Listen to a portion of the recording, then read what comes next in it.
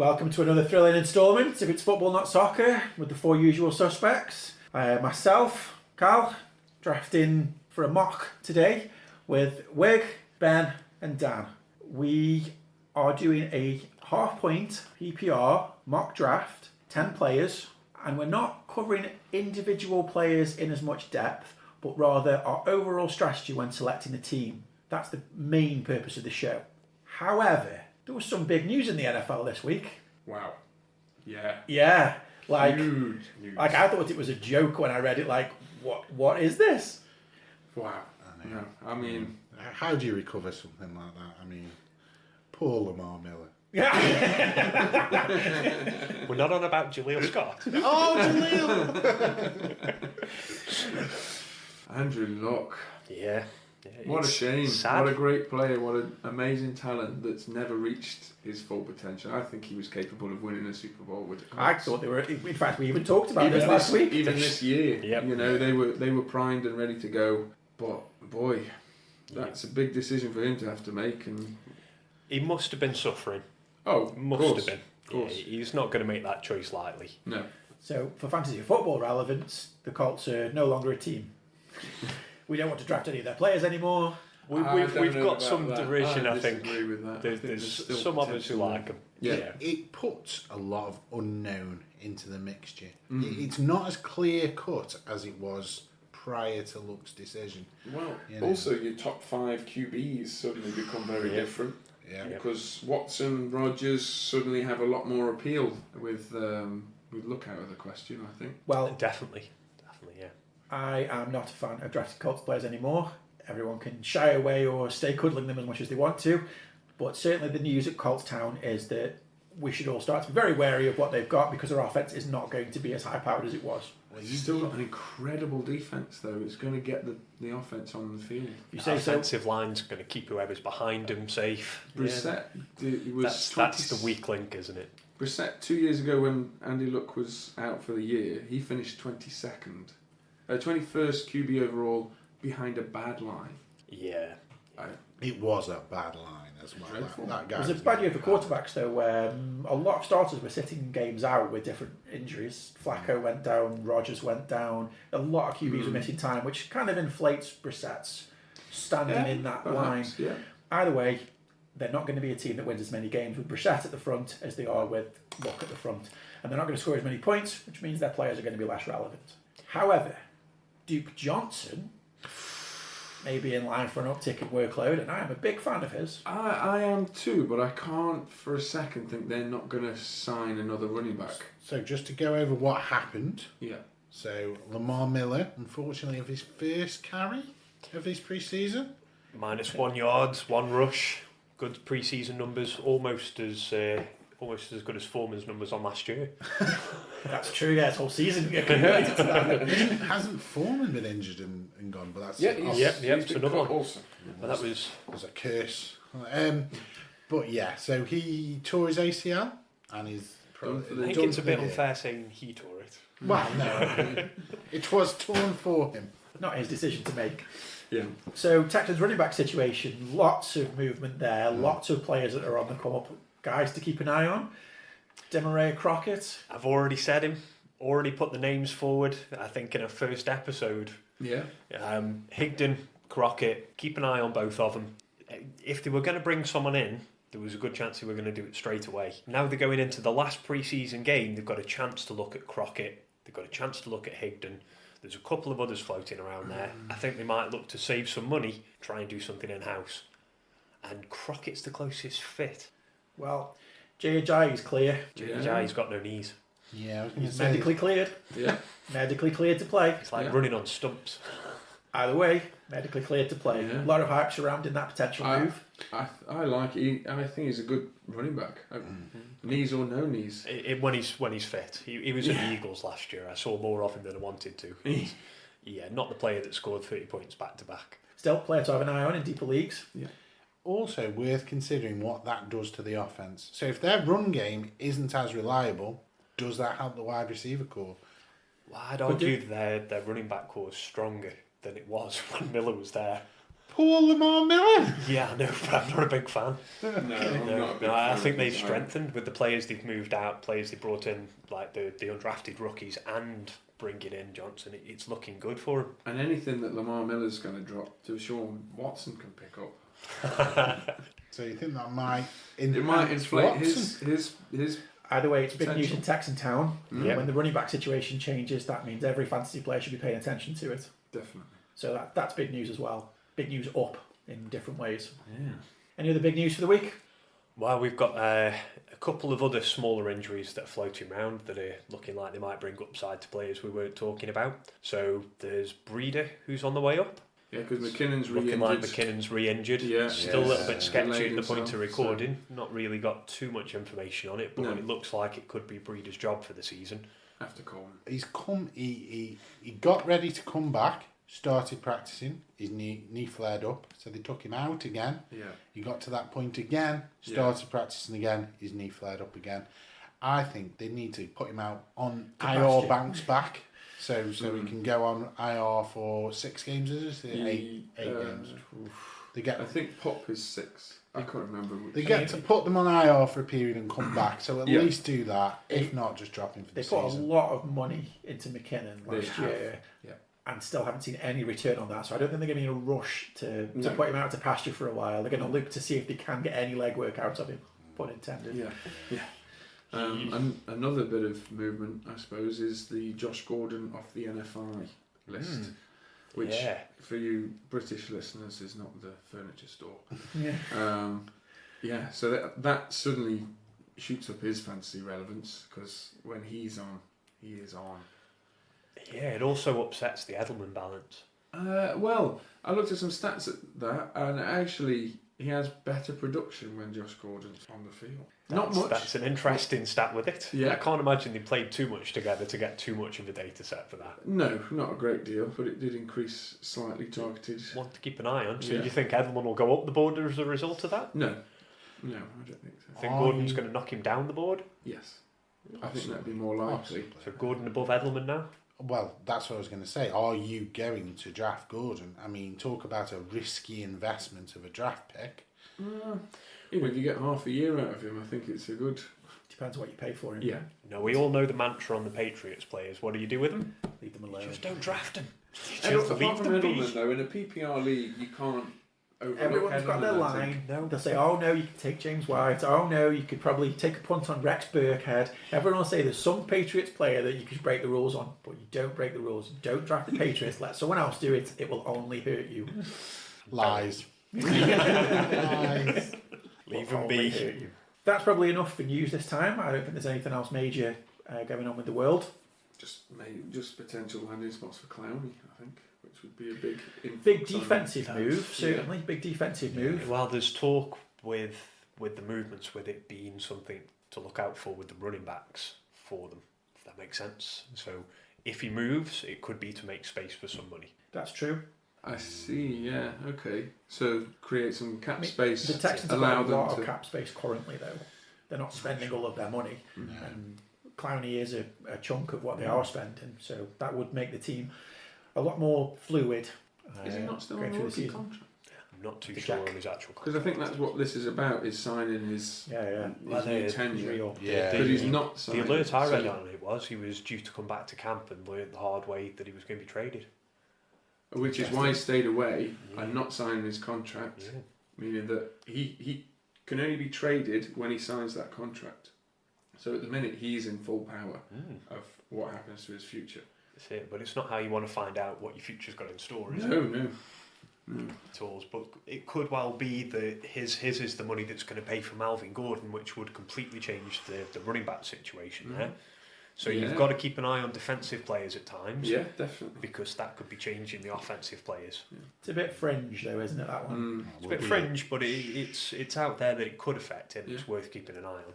Okay, so for the notion that our mock draft was going to be pitched, as we had heard from some listeners, that we needed to focus on early strategies for people relatively fresh to fantasy football, would you say to try and keep an eye on defensive player movement as you are within your first couple of seasons of play? I think that's probably something you want to develop more as you go in. Yeah. There are a lot of players in the NFL, And if you start trying to focus too broadly, you're going to become overwhelmed. So Yeah, if it's but your lost. first season, your second season, keep defences in mind as a group, but not necessarily Individuals. Yeah, don't expect big points out of your offense if you're against the Bears or something like that a week. Yeah. Keep in your head the good offences, the bad, the bad. But I mean, it's going to be difficult to be, tracking Aaron Donald. You Or don't. individual defensive Khalil players. Mack. For that first steps into fantasy football, you don't need to know too much about defences. No, just that the Bills will be the number one defence this year. Yeah, The draft- best inside so out draft- can give you the- Yeah, draft your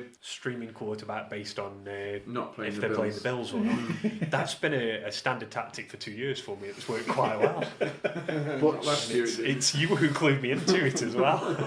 certainly, I think we'd agree though, as you move into it, knowing where the good corners are, Yeah, certainly knowing once you get into it. where the big edge rushers are. If your QB is going to get sacked 5 times in a game, Pressured heavily. Yeah. is it worth dropping in a streamer for that week? But starting off, That's it. Like, for instance, the first week of the season, your boy Jalen Ramsey's going to be shadowing Tyreek Hill, which is going to be a very interesting It's going to be an That's exciting week, that is. We So did for- make the City Chiefs bleed a little bit the last time we played them. We gave Mahomes his first pick in his NFL career, which was nice, but then Balls just kept on handing him the ball back so they could try and do better next time. I think that was one of Hill's worst weeks. Yeah? Yeah, and I think in that week he was standard scoring about 6.1 points, which is quite limiting. No touchdown, only a handful of receptions. You're playing PPR, he might be pushing towards the 8-point mark if you're lucky. He's such a gadget player, though. He's hard to just play as a wide receiver, though, isn't he? But if you're new to Chiefs fantasy offense. football, you're looking at the board and it's recommending that Tyreek Hill's the next off the board. Do it. I wouldn't be recommending to a new player not to take him based on his week 1 matchup. Not at all. No, absolutely. But if you're looking at your lineup and you've been playing for a few years, that might be the one that gives you pause on Tyreek Hill. You might think, you know what, I think I'm going to find someone better on my bench for a week here. Or it's a better way to go. Because losing the first week isn't the worst thing that can happen to you. Now you're getting into advanced strategies. Throwing weeks. I don't know about that. No, not advanced strategy, but you want to win early. Of course you do. It's best to win early and often. But if you're going to lose that first week, be mindful that the waiver wire puts you in Now hard this position. speaks volumes, friend listener, about Dan's strategies here. His first and only tip that he's going to I give play you that is every week. lose a bit. It's okay. Now, that doesn't pan out very well if you persist in using the lose a bit, it's okay strategy. That has you wearing dresses at the end of the year. So, Wig, who is very focused on the running back position, is going to give you one sneaky tidbit of information going into your draft to keep in mind to try and make your team good enough to win your Super Bowl ring. Well, it's a bit of advice if you're new. If you've been playing for a while, you'll probably have good reason to disagree. But going for a safe bet in the first picks until you've got your team together. So Not worrying your about first 10 rounds. Yeah, until you've got every position filled with someone who's a very safe pick, as safe as you can go for. So focus on the safe picks, people who played for a few years, people who aren't big injury risks, if you can get it. That doesn't always land. But try and get safe and steady rather than looking for those breakout players. So if you can think of an example player that exemplifies that. Julio Jones Julio. is the epitome of that player. Safe. Yeah, even when he's on a bad year and the touchdowns aren't coming in, the yards are there, he is going to get you points consistently, every format. You're going to put him in your lineup. Very rarely you're going to question it. Yeah. I think there's been a handful of times he's scored a couple of points, and it really is a handful, and it is always when I've got him. So I've been stung by him while I'm saying this, but I've looked through, and he is up there with the safest. No off the field issues, very little injuries. Yep. He's as safe as you can get. Really, And really. just signed a new contract, which is always what you want to hear. so he'd be what we described as a high floor player. It's never going to be too bad with him on that slot. It's trusty, reliable, and he has very good upside. Traditionally not the highest touchdown scoring player, but certainly he's got that potential. Now, this leads us very neatly into opening up about our mock draft that we've done. Now, Wigg's first choice in our mock draft, where he drafted in what was that? Seventh position Yeah, out of the 7th 10. is where we're at. He took Julio Jones. That might be a little earlier than his ADP would suggest. Yeah, it certainly is. And I think if you're a veteran player looking at it, you might have good pause to question it. But if you're new to this and you're not sure what you're doing, you look for those safe players, is my thinking. You don't want to be looking at Dalvin Cook, not knowing his history properly, not quite knowing what to do with it. You're probably going to miss picking up Mattison later on if you're doing that. Go safe. Go Julio. Pick up a nice, easy name. Job done. I wonder if that's some kind of motto.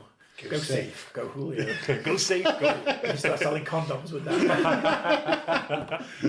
Julio's little face on the end. So, gross. So if we carry on down your list of draft picks, then are we going to see this followed through? That these bunch of safe options. That's the approach that I went for with it, and you guys didn't make it easy.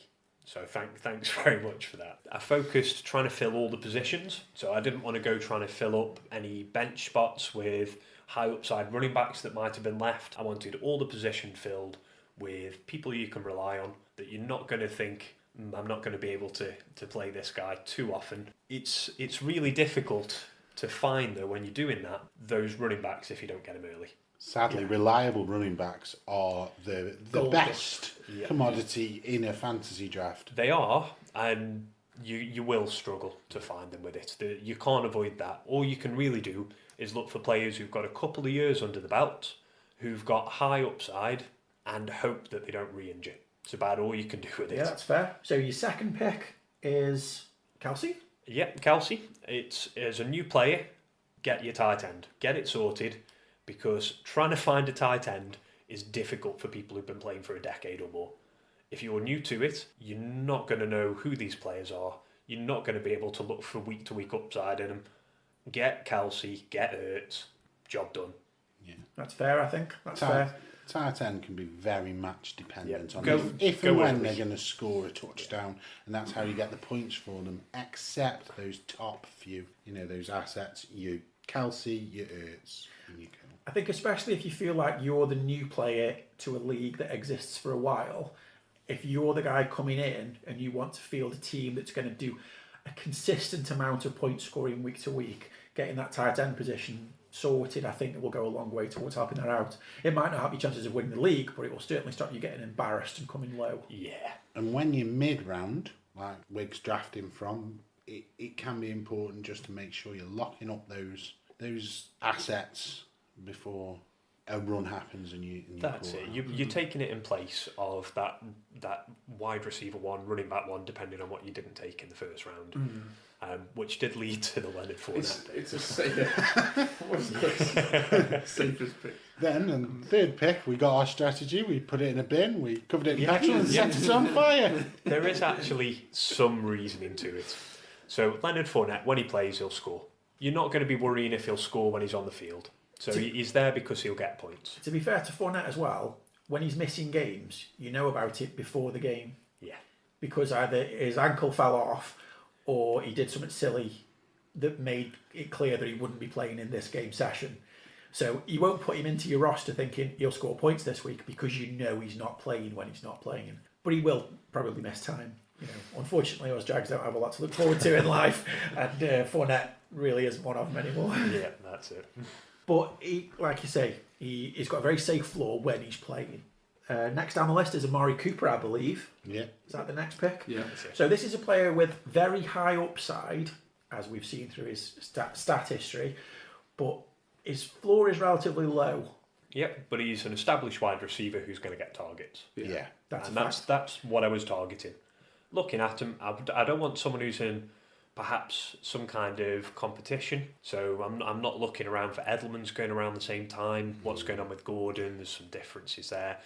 We've got Diggs going at a similar time to him, who should be solid with it, but again has got Thielen there. There's nothing with Cooper. He's just getting the ball. Okay, so he's what you consider safe. Now, for the wide receivers going around him, he was, in my eyes, the safest bet. Yeah. You've now got a controversial pick to justify. There was no running backs left because I've taken Kelsey. So Sony Michel is his next pick. Ben does not think this is controversial. He Not thinks this is at sound. all. Yeah. A safe We repeat again. Don't draft Patriots. It's a trap. Just so you know, Patriots, one of the best offensive lines. Yep, no doubt in that. They've been using Sony more in the passing play. They want to get the ball more to him. Yep. We did say at the start there are a few people that people weren't targeting. Derrick Henry, Marlon Mack. Yeah. They were the running backs that went at the same time as the Michelle pick. So we're talking about people who now are dropping because they're unreliable. Yeah. So the only pick around there that's reliable that we've seen go off the board is Tevin Coleman. Tevin Coleman, probably a similar kind of thought process. So if you could get him in your lineup, he might even be worth picking up. But he'd gone off the board before Michelle. There's very few people who you can realistically say at running back are going to be a steady kind of point scorer from there. Yeah. Sony Michel, a couple of years in the game, on the pat, will get some points. You're not going to be looking for another running back too quickly to take him unless there's an injury. Yeah. Okay, so to hold through with your strategy of fill your lineup before you move on, you're taking a QB in the 6th round. Aaron Rodgers, pretty standard, expects to be within the mix of the top 5 scoring QBs in the year. Undoubtedly. I think we're all pretty set around the table here that quarterbacks can be left. None of us feel that you have to leap for him. No. I'm probably the worst for it with picking Mahomes early, but I think he is a special talent. I wouldn't do it for any other quarterback. No. So picking Aaron Rodgers up early, if you're new to the game, picking Aaron Rodgers up, set him and forget him. Short of an injury, he's going to score you points. Yeah. That's a fair comment, isn't it? So we've got 2 running backs, 2 wide receivers, tight end, and quarterback all sewn up. And then in a move that other people might not necessarily want to follow up themselves, you take a defence in the 7th round.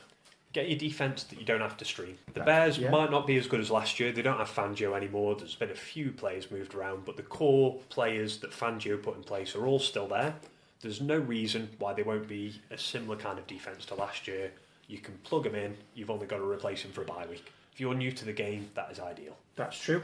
So what most players would expect to do at some point during the year is move their defences around, match to match, basically avoid any game against the Chiefs because they'll dunk a lot of points on you and make your defence look bad, something like that, and you'll get used to things like that. But the Bears were very solid last year and look to be very solid again to some degree.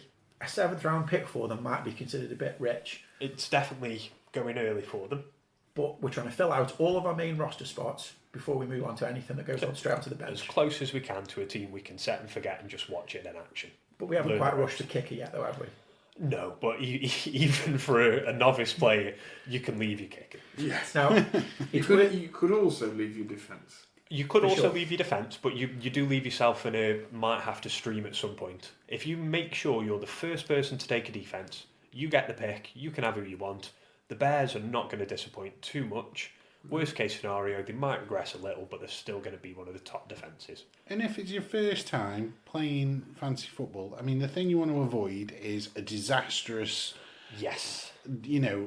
year where you're just getting trashed every week. You don't want to be that guy who turns up, gets labelled attacker in his first year, and can never shake it. So, and drafting with this strategy is the best way of preventing that to happen. You've got reliable. Don't be embarrassed draft. Yeah. That's pretty much what it is. To round it out, Alshon Jeffrey, last pick of the main lineup other than the kicker. Alshon again, tried and tested, you know where you stand. The bench follows the same format. It's taking tried and tested players where it can. The only kind of one in there that maybe as a rookie you wouldn't look at is I've picked Alfred Blue as the last pick. That's purely to back up your first running back off the board. That's something that maybe a new player doesn't need to worry about too much. Although it is worth keeping an eye on it just so that you don't lose your running back and have nothing to fall back on. The term handcuff gets thrown around a little bit, which basically just means taking the back up to whatever player you've already got. And that will lead into what I've done with my draft a little bit as well. I can go on to that now because I drafted at the back of the round. I purposely picked the last spot, which typically is one of the least desirable spots in the draft.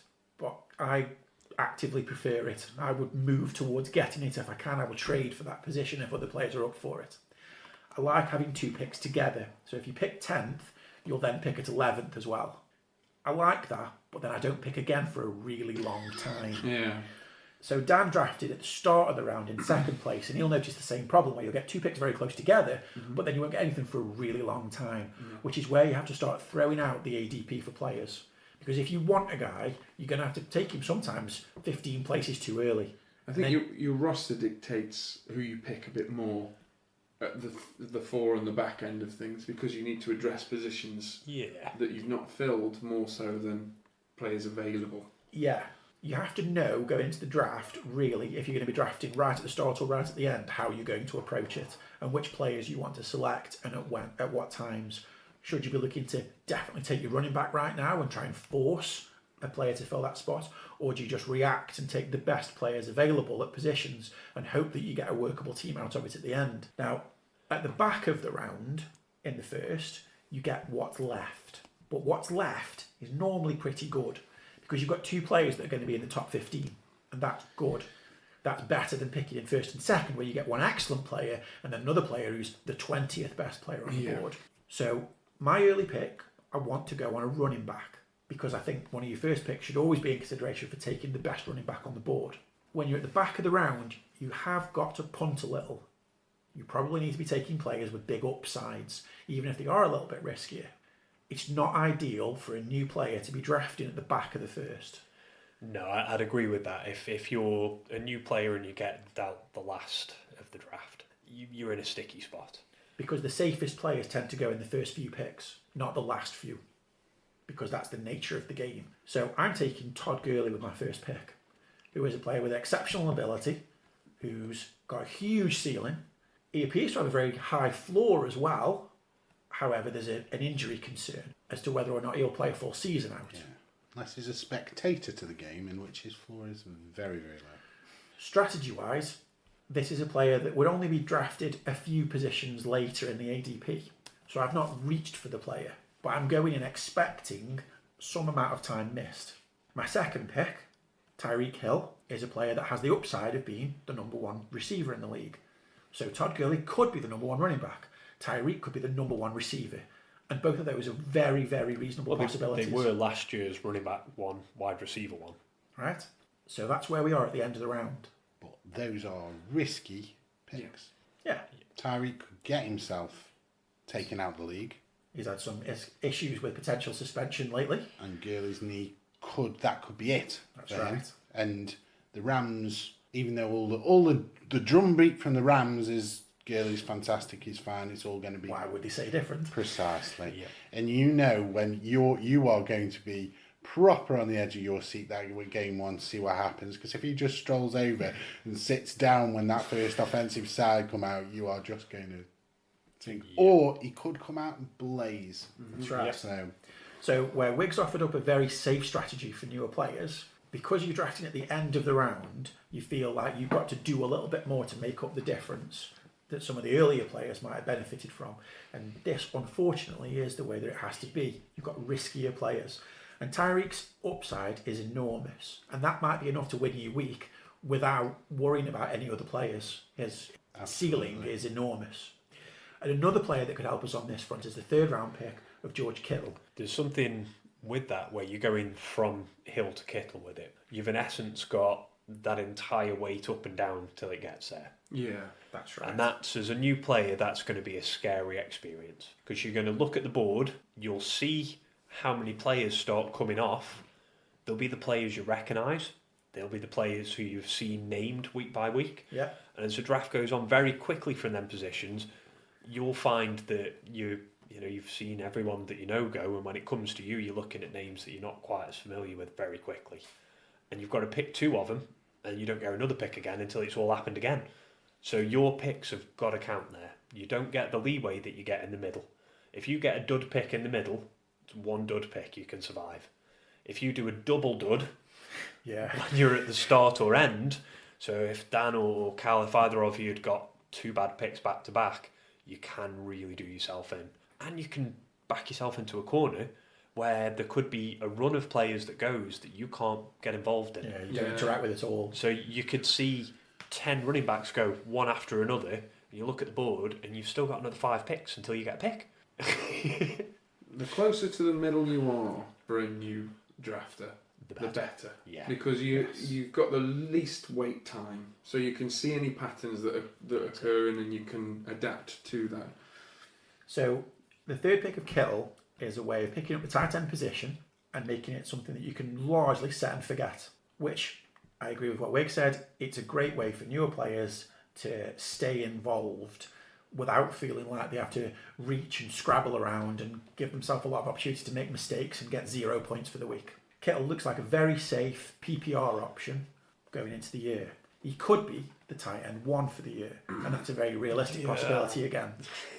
It's a realistic possibility, but It's tough to challenge Kelsey at the top.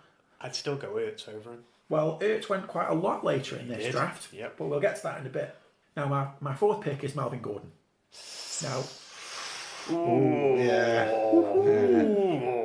I mean, this is risking it for the biscuits here. spicy. It's Cal's team. I'd looked at it and thought, God, that is spicy. Yeah.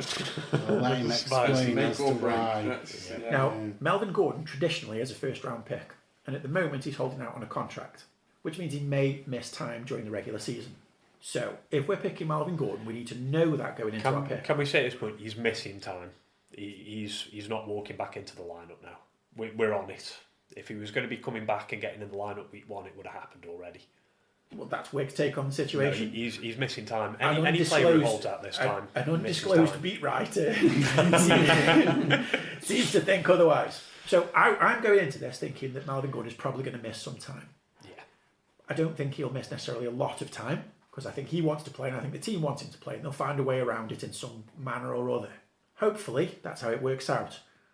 If he does play, we've spent a 4th round pick for a 1st round player that we might not have for the whole season, and that's okay. Because what we've done there is get massive value on a player that might play because other people were wary of picking him.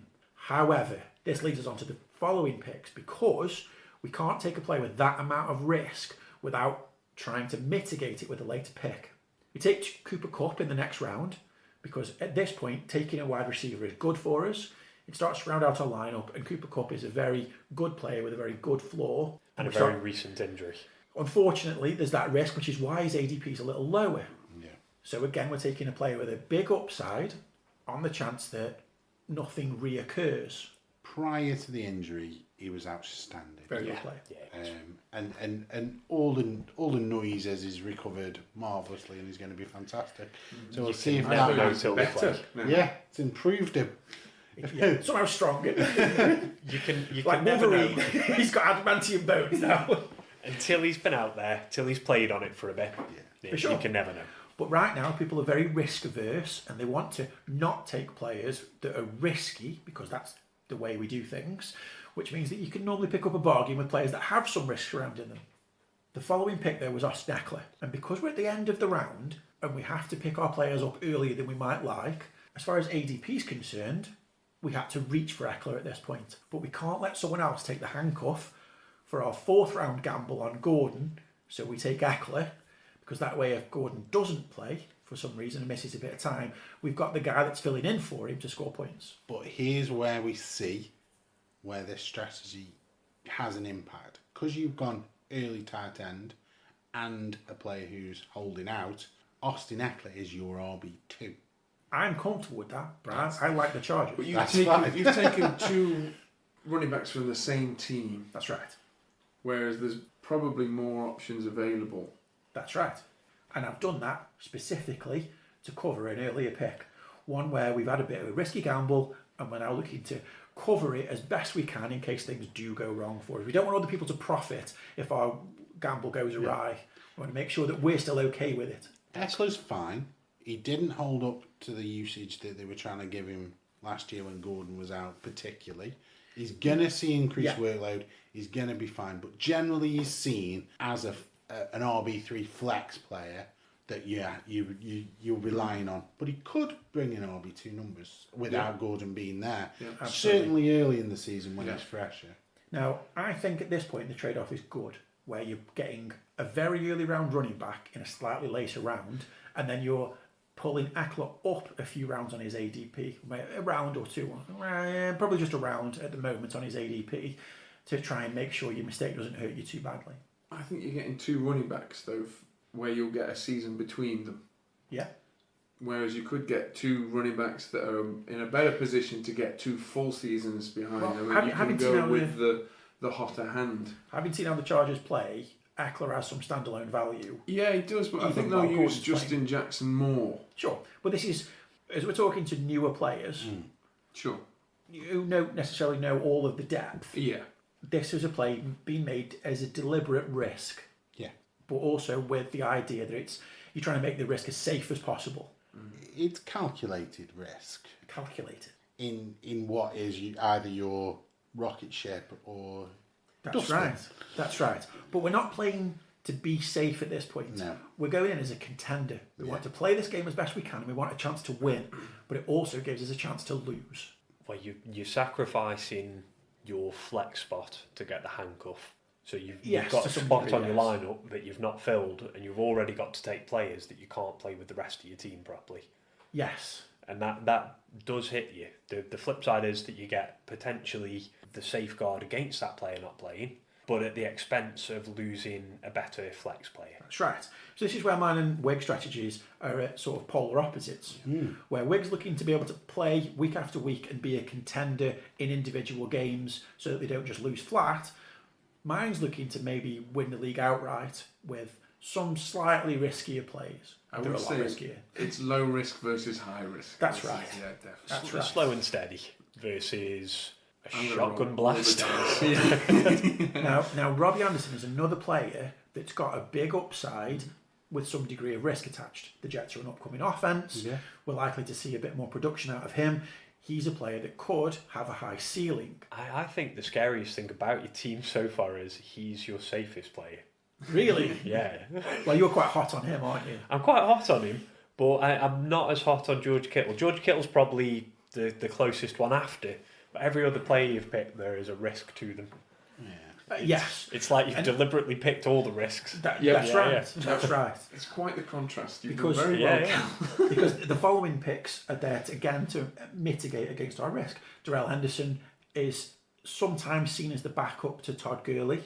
He's probably going to see some playing time of his own. So if Gurley's knee does become a problem, it might be that Henderson is in line to get the additional workload as a result of that. So again, we're trying to mitigate our risks with our later picks.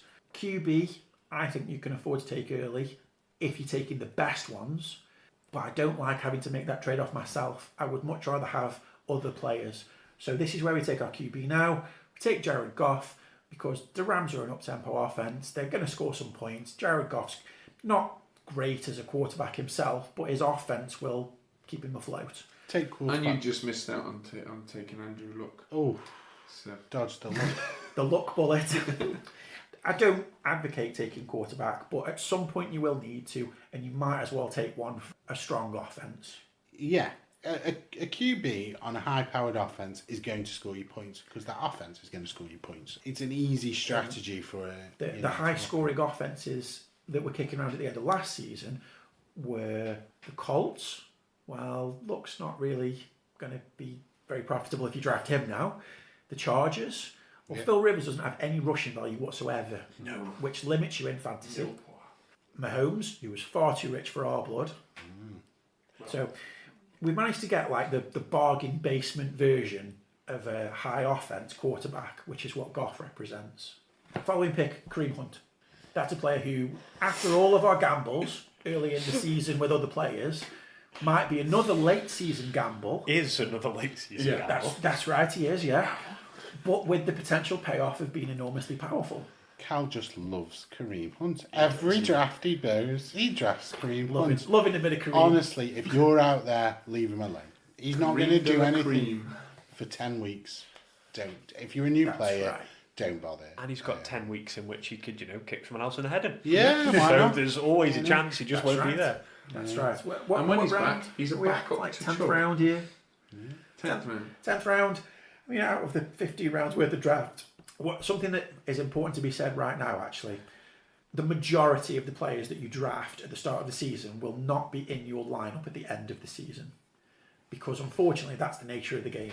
Whether it's through injury, change in playing time, new players coming in that are just better, that are just breakouts. Not working. That's right. Teams who just for whatever reason have fallen to some other problem, like their QB randomly retires at the start of the season. These are things that happen, which changes the dynamic around all of the team.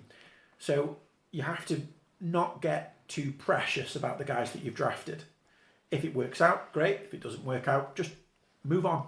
Don't move on too quickly and let go of something good, but that comes with experience, that you have to gauge what's okay to let go of and what isn't. It's also with Andy Luck going off the board right next to when you're taking your quarterback. It's a good thing, again, to let new players know you're safer drafting yourself with a tiny bit of research. Yes. If you leave it to the auto draft and you draft with, good mates, your good mates are not going to let you take Andy Luck pick back. That's it. You auto drafted, you got it, you're stuck with it. Yeah. Welcome to having Andy Luck, Lamar Miller, Melvin Gordon, and Ezekiel Elliott. Yeah. That'll be your team. Yeah.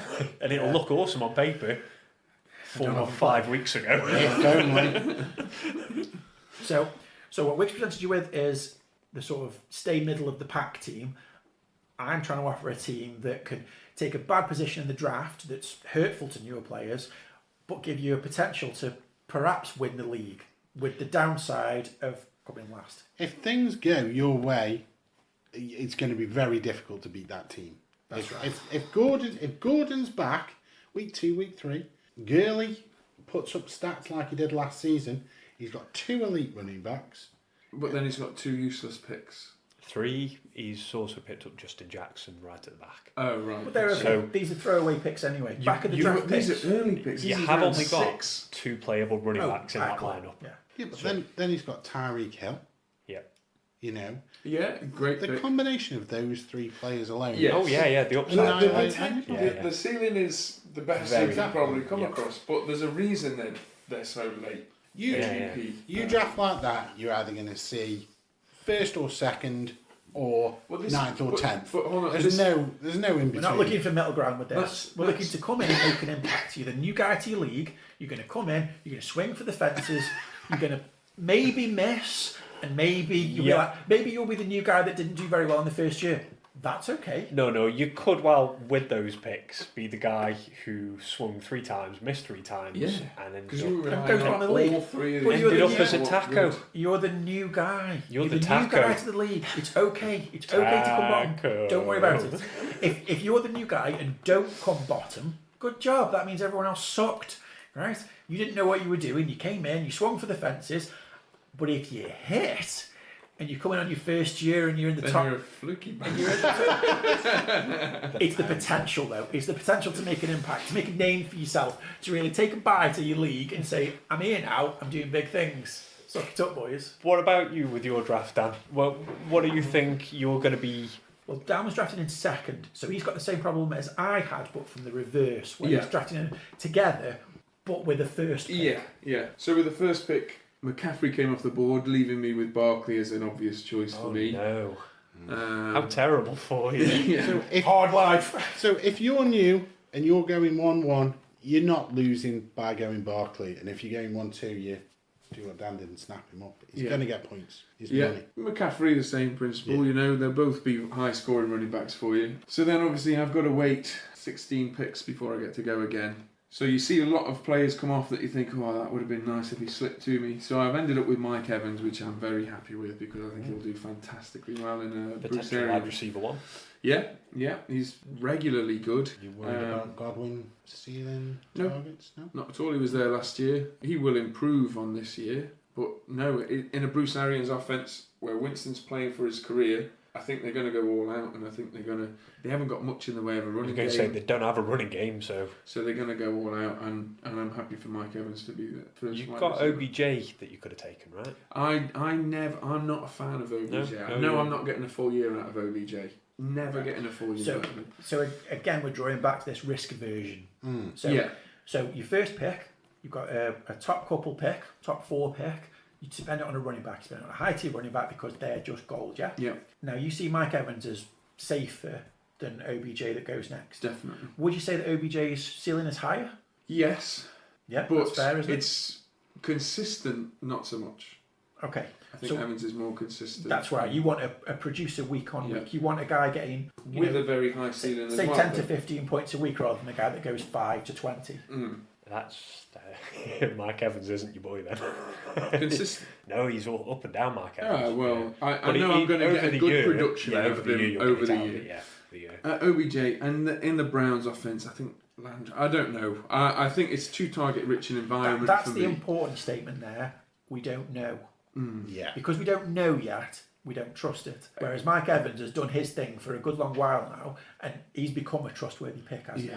OBJ, I think with it being such a target-rich environment, he's not going to be getting as many looks as he could do if he was still at the Giants, for instance. I'd be more inclined to take him if he was still there. Yeah, I think. Even though Baker Mayfield throws the ball so much better. He's got so many more people to pass it to. Yeah, but the first one's going to be OBG. I think that, as a Browns fan, I think that's cheat code on the year. you want the cheat code. You go OBJ, Baker Mayfield, and you watch them points come rolling in. Well, that actually is worth mentioning itself. Taking a stack, as it's called, is probably advisable. If you can get a leading QB and leading receiver on the same team, your bye week's going to look a little rubbish. However, the rest of the time, when either of them produces, they both produce, which gives you massively inflated points on the good weeks. So taking Mayfield and OBJ, we could take Matt Ryan and Julio. I think you're all right with the OB. It's as long as they're not too close to each other. You don't want to draft them right on top of each other just to get it. No, of course not.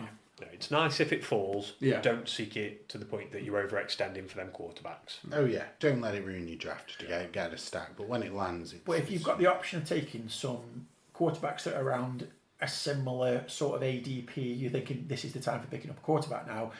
Quite often it's better to take the one that marries up with an early receiver that you've picked, because when they do well, they do very well, and you can win your week off it. And again, another point on that, it's only really worth looking at with the top receivers.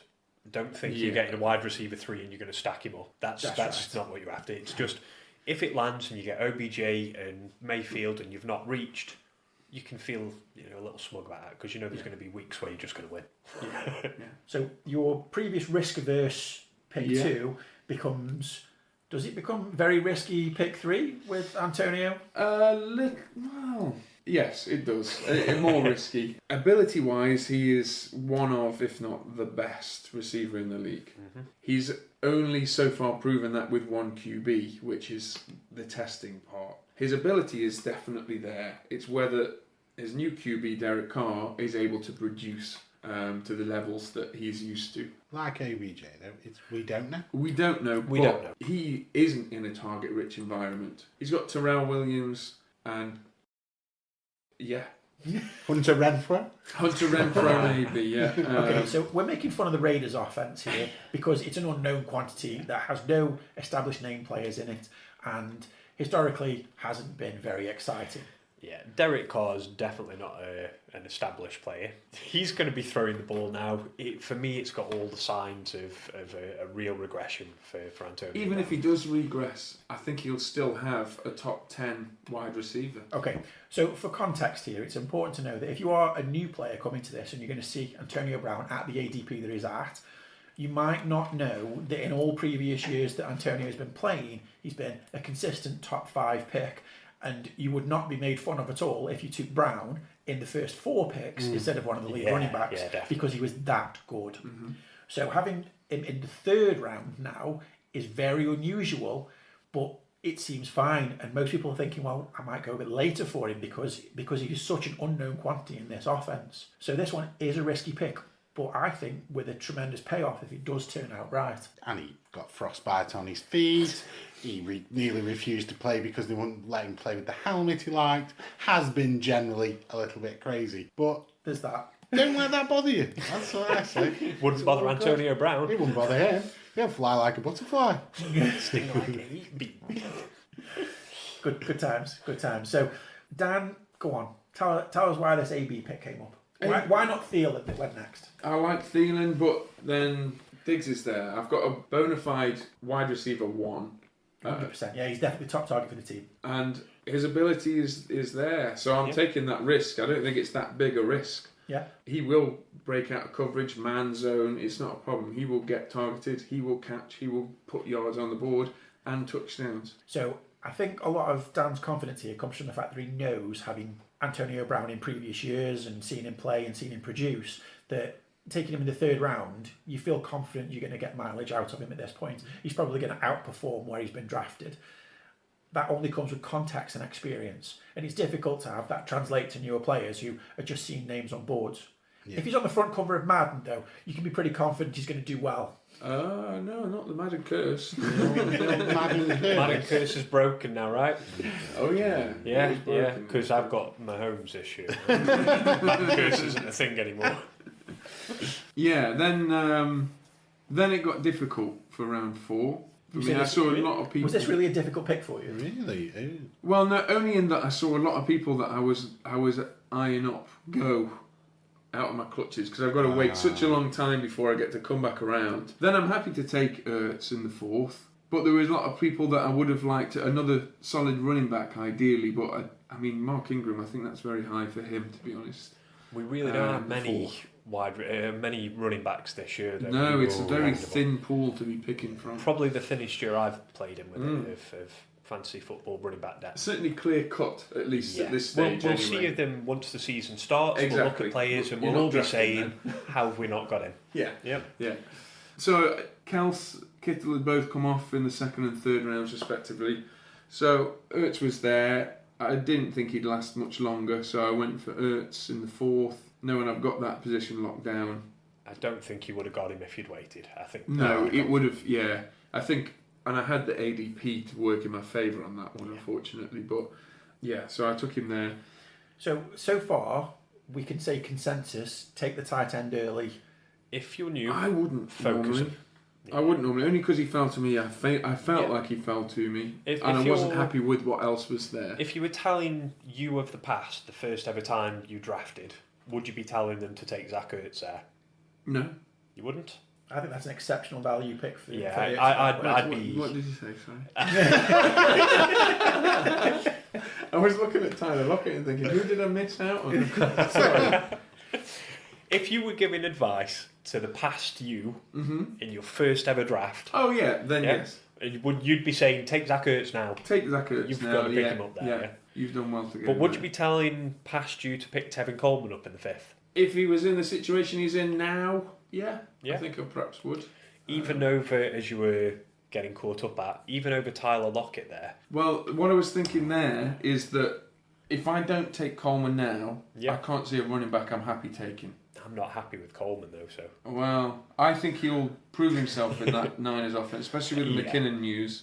Who was it we talked about earlier? The Breeder. Can't really... Not in a Shanahan offense. You've got Marlon Mack off the board after though. Yeah, Marlon Mack was one I did consider, but I think I was... But even though there's no luck, he's still he's still for a 3-down back roll. I think I was just grieving a little bit for luck, and I didn't feel comfortable. Well, you just can't completely off the boil on the entire Colts. No, not at all. I felt there's more potential with Coleman. Okay, so to cut through the deeper dives then, what we're saying at this point is that Dan felt he needed a running back at this point.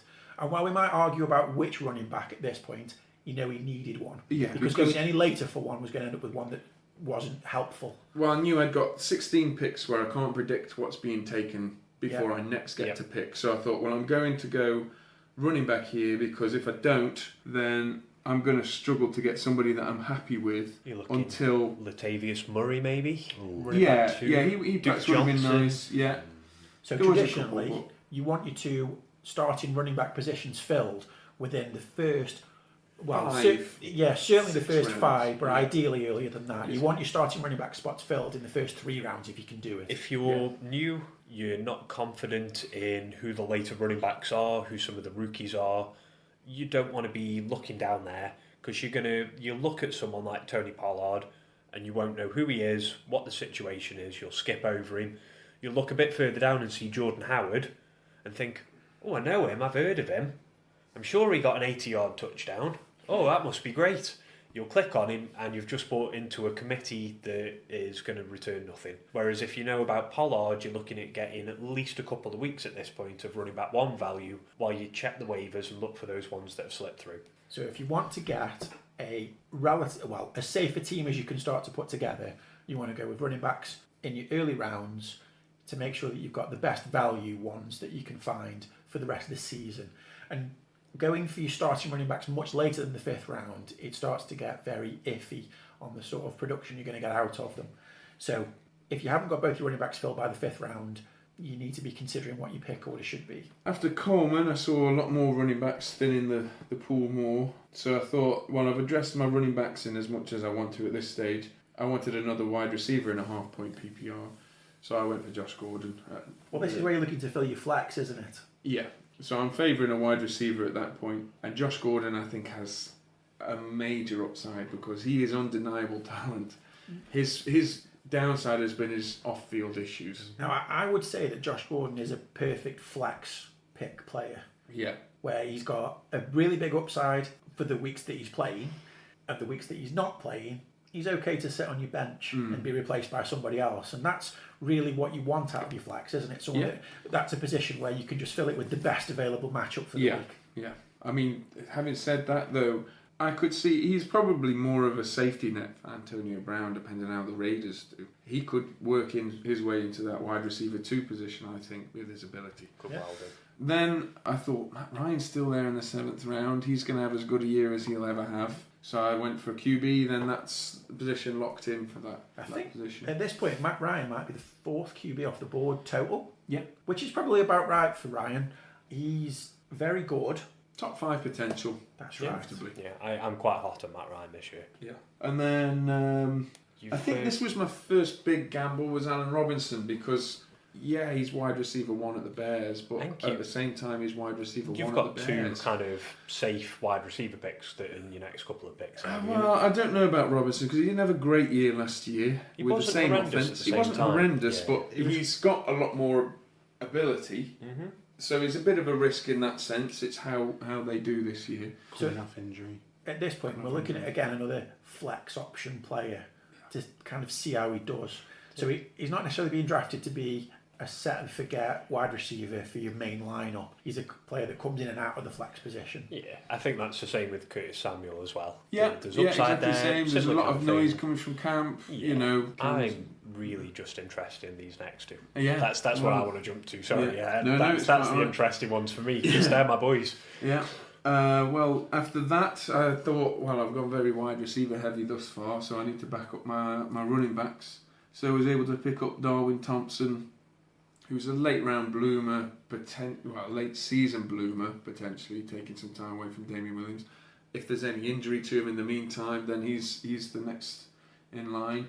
And Tony Pollard, because of the whole Zeke fiasco, we don't know what's going on there. So he's catapulted to running back 1 kind of levels, yeah. And to take them in 10th and 11th round, I was happy with those late round. So where we've talked about handcuffs before, this is kind of a predatory handcuff, where you're looking at other teams with potentially shaky running back situations and you're looking to exploit any injuries or missed time for whatever reason that those guys might have. And those are, significant roles to fill as well. So if Zeke does miss time and Pollard comes in for it, that's a very productive spot that you've just got with an 11th round pick. And if the Chiefs, for some reason, replace their RB1, with a 10th round pick, that could be very, very big payoff. The Cowboys in the last 3 years have had the lead in Russia, McFadden and Zeke, and I think that's set again for another year because of that offensive line. It's just so prominent. You could put any running back behind that line and he'll do a great job. Now these are things that come with knowing a little bit more about football, but not necessarily more about fantasy football. No. So fantasy football wise, this is, as we say, a handcuff, but in the most nefarious of senses. You're looking for someone else's team to do badly, and then for you to capitalise on that so that they can't. And with only spending late round picks to do it, it can give you that big payoff that you might need to really push your chances of winning the league up. Yeah.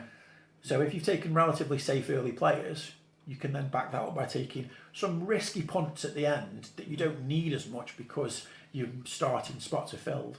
I think that they're less risky punts than they perhaps would have been a while back with it. Oh, definitely. Darwin's as good as been rubber stamped for the running back 2 role. Yeah. So that means he's doing a Carlos Hyde kind of Tevin Coleman kind of role with it, where he'll be relevant for some weeks. Well, he should be consistently getting them third downs with it. And whether or not he's on the field with or without Williams, he will be on the field at times and he'll get a few points. And he is also there ready to jump in if anything did happen injury-wise. Yeah. But Williams is the guy there. For this year, Williams is a guy. And then I've just finished off with a late round kicker. Yeah. A couple of receivers, just to bulk out my roster.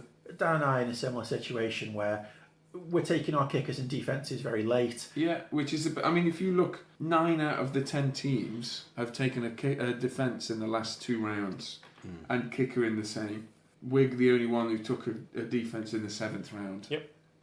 You could still get top 5 defences in these later rounds, which is why, as a new player, I would strongly suggest and get them in the last round. You can certainly go later for them, but you have to know your draft group a little bit with this. Yeah, because some people will go early for what they see as a premier defence going into the league. It'll be the person thinking like that after the Bears. You'll see the Bears go before the 10th round. It'll cause a bit of will. It'll cause a bit of a run on certain quite often does, defences. Someone will look for the Rams, someone will look for the Jags, someone will look to take both. Whereas realistically, I took the Rams and Jags. Yeah, I that's think what I got the steal. I think I got the steal of the draft in that I was able to pick up the first in their position in the very last round. The Buffalo Bills will be defence number 1. I think you'd sorted by points and gains. This year we will be. The Bills' defence is certainly looking slightly better. Slightly better than ranked We're on number to 2. Well, pro tip on kickers and defences is leave them till your last couple of rounds because generally there's not very much to choose between them. That's what I did, so we shall come on to that. So I drafted middle of the pack, 6th pick. Now, I have played fantasy a lot less than everyone else. This is only my 2nd year in fantasy. So, I do know what it's like to go into that first draft and think, oh my God, there are a lot of names.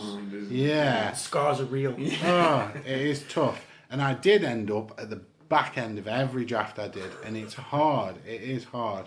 But the reason I went for the middle pick in this is because it's the position I hate drafting, really. I like to have those clustered picks. Yeah. I like to grab my guys and try and get them before other people have got them. Or be right at the front of the draft, because then you get one of the best players in the league and that can take you to a championship. But there's nothing wrong with the middle. It's just knowing what to do with it. So I have been really, really studying drafts hard, and this would be... And I drafted and I like this draft, so I think, if I walked away with this team, I'm happy, I'm okay. My notes on your team were that's the team that's looking the best, isn't it? It looks good. It ticks really good. my kind of eye box. test. It's high on running backs, so you've got the main box ticked. Did he take 5 running backs in the first 5 rounds? Yes, he did. Well, that gets my vote. That's it. But it genuinely is a good team across the board with it. So, round 1. Now, you're probably not going to win your draft with your first pick, but you can definitely screw it all up. And at this point, I could have gone Zeke. Now, Zeke, if he's playing, is 1-1. He's going to points in the bag, but who knows when he's coming back? We don't know what's happened there. It's too much risk. So I passed on that and went with Devontae Adams, just because his money, his points... Reliable. Yeah, he can be a top-end wide receiver. He's going to be top-end receiver. He could be one. So... easy pick, you know where you are. Normally I go running back first pick, but I thought he was the best player on the board at that time with who had gone. So coming back around, I know I'm going running back. There's no... it would take a very, very significant shift for my strategy to not go running back there. To go wide receiver would be very out of my ballpark. Yeah. What if Kelsey had dropped for you? If Kelsey's there, that's me out of my comfort zone. Because he's the best player there to pick, but my strategies are not hinged around starting my running backs at 3. So I might have took him, but I'd then be... And this is sometimes what you've got to do in drafts. You've got to be like water. You've got to change your strategy.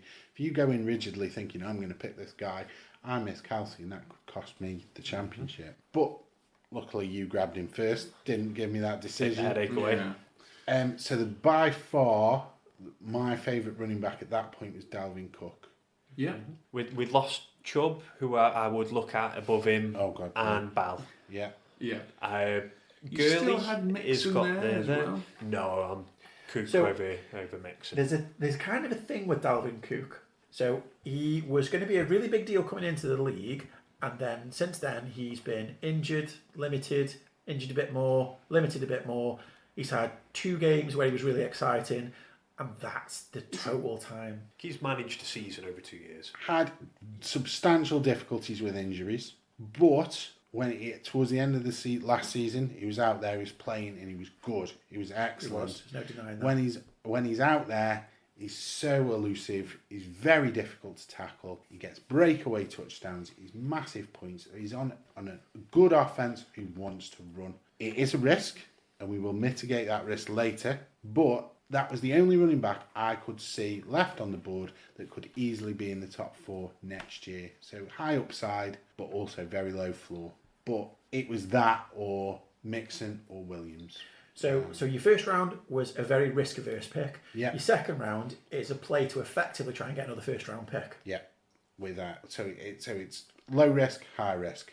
Then we go on to the third pick. Now this was a reach. So I picked a player here because I knew I would not get the option to grab him if it came on my next pick. Yeah. So he was a little bit early. Not greatly early, but a little bit. It's Chris Carson. Again, on a team that's going to run. They want to use him. He's the number 1 there. They're talking about giving him more of the passing. Again, slight injury risk, but honestly, you're going to struggle to find a running back without that, certainly in the 3rd round. He's one of them very rare things that through the whole off-season, his stock has just slowly built up and up and up. Yeah.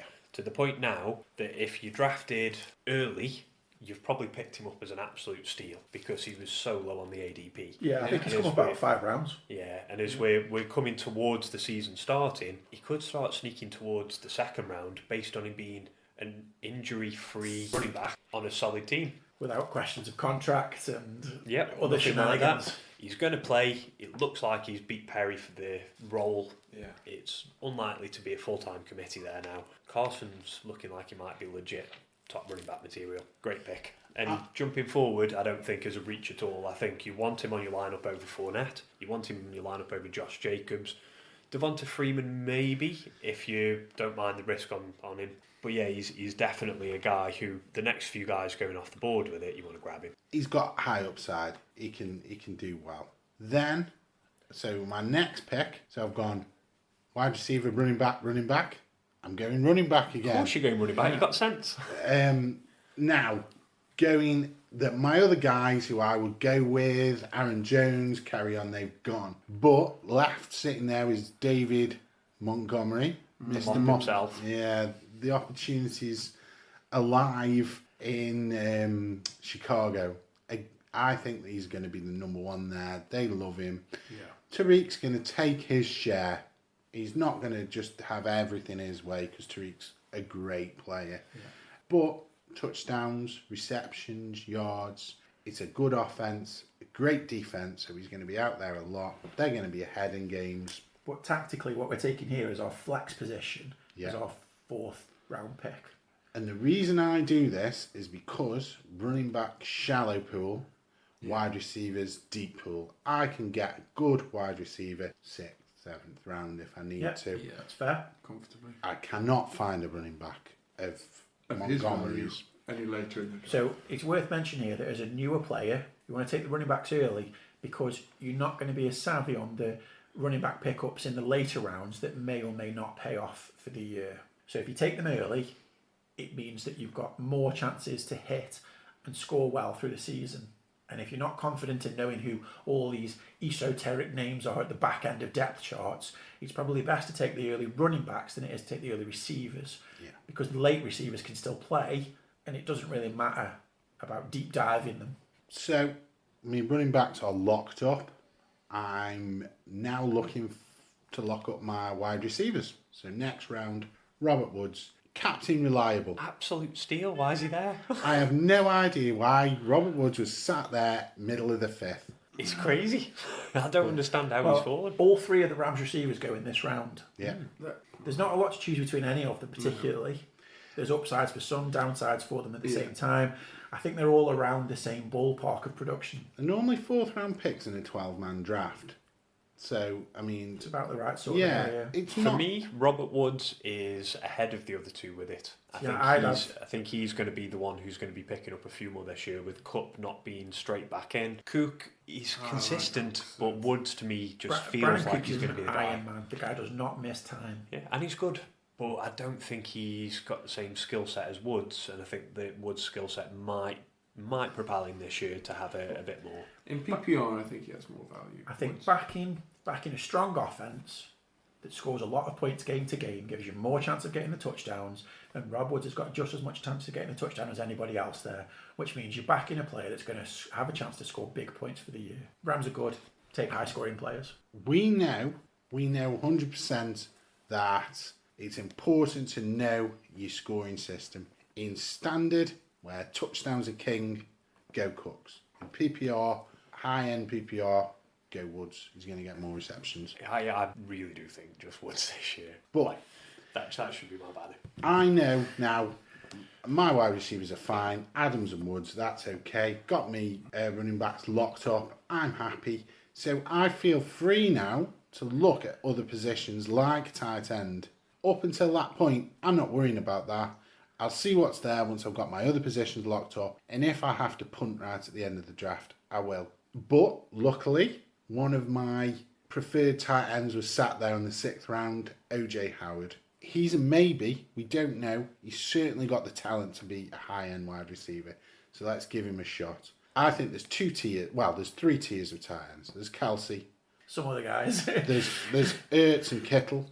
Then there's OJ Howard, Evan Ingram, Hunter Henry. Those are past your punting. Yeah, there's Vance and Cook. But really, so if any of those 3 weren't there, I would have gone wide receiver or running back. But he was there. So I feel like I'm confident in a good tight end. Now, because my running backs, I know one was injured most of the last year. Yep. The other one was injured for part of the year and has already had a knee scope. So even though they sound great, they could very much be just warming a bench somewhere. I've got to start trying to cover myself because my wide receivers are fine. They're going to play. So that's when my next 2 picks, Duke Johnson. Well, would I get there if more of the news of Lamar Miller's sunk in? I don't know.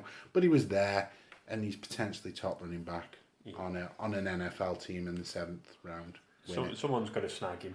Yeah, absolutely. Yeah, and he's going to be better this year than he probably ever has been before. Well, he's a specialist pass catcher in a team with an exceptional quarterback who tends to like to throw the ball around the place. You know, he looks good. Looks like a good position for Duke to be in. And you've got Geis as well. Yeah. And he's another one who, he's got a bit of downside from last year. But if he was up there with my players to watch last year, and I was speaking to you last year about him, we both really liked him. Yeah. The injury he had was a nasty one. He did get knocked back in that injury a few times, but you're getting him after you've got your lineup almost sorted, apart from the players that you don't need to worry about. He's not needing to be in your lineup straight away. You can stash him for a bit, and that could well be another top running back. Come the end of the year, he could be putting up running back 1 numbers, and we're talking about him being a top 10 pick next year. He is that good if the injury's not there. Yeah, and because if the injury is there, you can ditch him to the waivers and pick someone else. Yeah, you've spent nothing that far up. I really like that kind of pickup. Then, so just to make sure I've got cover, last thing you want is Bob Woods walks out, pulls something, tears something, falls over, gets concussion, whatever, and then suddenly you've got a hole in your lineup. The best guy there who I could see who's got the potential to be a wide receiver 1 on the team on a completely unknown offense, Christian Kirk, Captain Kirk, could be there. He could be something. He could be nothing, but he's there if I need him. Boom. So it's worth a mention at this point about the difference between this strategy and Wiggs.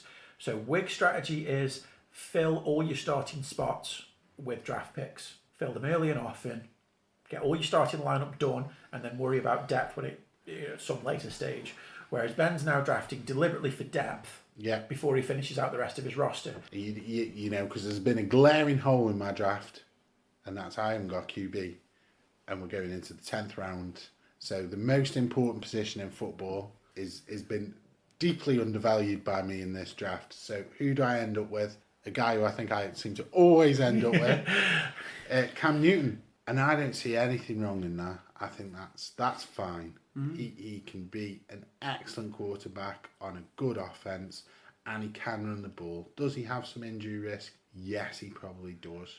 But if needs be, in a 10-man league, I can probably find a replacement on the waiver wire. Now, as a new player, that might be a scary prospect to go out and try and find a QB who's going to score points, because you might be looking at people like Andy Dalton, Josh Allen.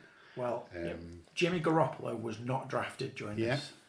Yeah, Jimmy You didn't have a good start to the year. Dak Prescott has not been drafted. Yeah, we've covered before our views on quarterbacks that you really don't need to go early for them. So for newer players, just because the quarterback seems very important in the NFL doesn't necessarily mean that he's important in fantasy football. 10th round, I've got my QB, and a QB I'm happy with. Potential, QB1 upside, you're fine. Then moving on, again, I'm worried about my running back depth, because if it's one thing you can guarantee is running backs will get hurt. So, as I know, Dalvin Cook has got massive upside, but also really enjoys the ambience of an injury room. We take his running back, his backup, his handcuff, which the Vikings have been banging on about how good he is, Alexander Mattison. So if you're taking someone like Cook, you make sure you take that backup, because he's got every opportunity of scoring as well as Cook. You've completed there the trend that we've all got. Apart from, I think, did you take your backup, Dan? No, you didn't. I think you've missed him. But to be fair, there isn't really a handcuff to take on. You don't want But that. for the rest of us with slightly riskier running back picks, we've all picked up the handcuff. So with our kind of approach to this being an approach where we're thinking about it as a newer player, we've all handcuffed our early running backs to make sure that you don't completely lose out on the value of taking that early running back, which is solid advice for a new player. You don't always have to follow it as you get more into the game and you're more aware of perhaps the situations around people. But certainly, first ever draft, if you take that early running back, get Google out, look up the depth chart, find out who the backup is. Because you don't want to take Dalvin Cook for him to get injured for the season and for your mate to gloat for the entire season how he's picked up Mattison off the waivers and you didn't get him. And that really is the crucial thing. You could lose the whole rest of your league, but if someone else is ripping your balls about it, you're going to hate life. Yeah. That's one thing to remember with fantasy football. It's not just that if you make a mistake, it's bad for your team. It's that every single one of your mates can spend the entire year just railing on you for it. For something you've really got no power over. So protect yourself where you can. Yeah. Think of handcuffs a little bit. Yeah. Wear a Julio. If you're not going to get the Julio on, at least get your morning after handcuff. So then, Morning after Mattison. I rounded the draft out with a couple of safe bets. Moncrief could be a wide receiver 2 for the Steelers. Yeah. Justice Hill could be a lead running back So at a couple some of point punts. for the Ravens, Yeah. but it's punting. Still managed to get the best kicker in the league. Now this is why always draft kicker and defense last in my books. Yep. I got Justin Tucker. As kickers go, as much as you can anticipate this, which is virtually nothing, you get Tucker, you're fine. You can just put him in there and generally forget about it. And then for the last pick, I was the last player to take a defense, and I think I got the best defense for week 1. Yep. Is the Eagles, because they are playing the Skins. The Redskin potatoes. The Eagles are definitely draft worthy just because of that first round matchup. But you've got to replace them week 2. Yeah. So this is Play where week 2 wig. Actually, I think it's for the first 4 weeks are all right, isn't it? Or it's not the not too Jags. bad. Yeah, no. I think the first 4 weeks are quite good for them. as a new player, you might not want to be looking or judging the matchups, which you need to do to stream your defense on a week-to-week basis. So you can do what Wig's done, go Bears early.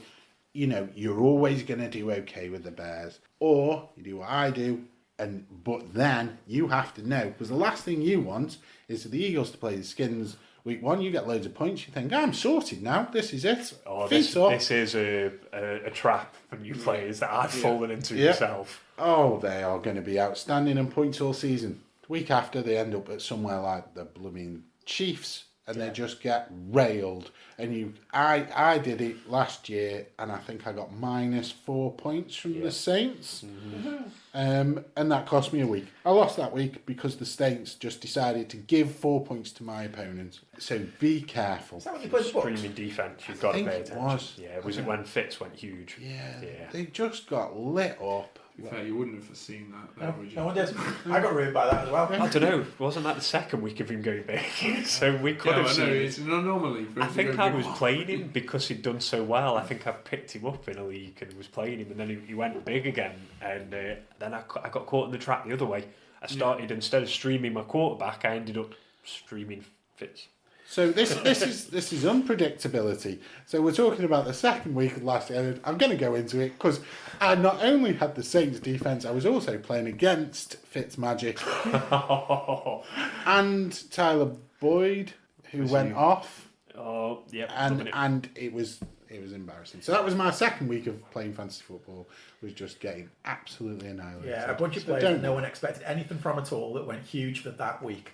And anyone that's got the foresight to put those players into their rosters that would never be there normally, power to them. If they knew how to do that, if they got those players that wouldn't even get drafted and put them in their lineup that week because they've got big balls, you give them a props, tell them they've done well. Yeah. So that was my team, and I think I employed what I have learned over the past sort of year or so, and I was happy with it. So it's made me think differently, but so it doesn't take a long time if you put the effort in, and if you're listening to this podcast, you're certainly putting a lot of effort in. Just getting to the end. Yeah, it's not too difficult. The main thing with it all, though, is you have fun with your draft, right? Yeah, definitely. No. Even if things are going terrible, embrace it. No. We've said already, your team will change over the season. Don't get too hung up. Well, what's worth mentioning for new fantasy players as well is there will be breakout players that nobody will have drafted on the waiver wire, ready to be picked up. So be aware of who's hot and who's not week 1, because they can prove to be big busts or not. If you've made it all the way to this point, this will take us all the way circling back to Dan's original point of occasionally losing isn't bad. Because when you lose, you get an early pick on the waiver claim, and that week might have given you a player like, say, Damian Williams last season, who came in as a backup. Or Patrick Mahomes. James Conner. They're all out there. That's right. Mad scoring players week after week. But what you might do is spend that waiver claim on Fitzmagic. And the magic wears off the week after, and it all turns to piss. Welcome to fantasy football. Easy done. So the time has nearly come. The end of the preseason is nigh. So next week we will be going over our main leagues draft. So this is our longest running league. It'll be the first year I'll be joining this league. So we'll be having a chat about how that goes. Hopefully I'll be very happy and others will be very sad.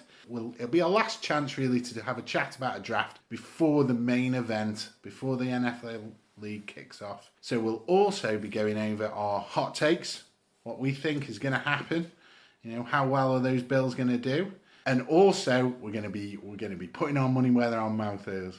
We'll be having a chat about different bets that we are going to make with each other for the year, and they're going to be paid off at our Super Bowl party. So we're going to be putting drinks on the line.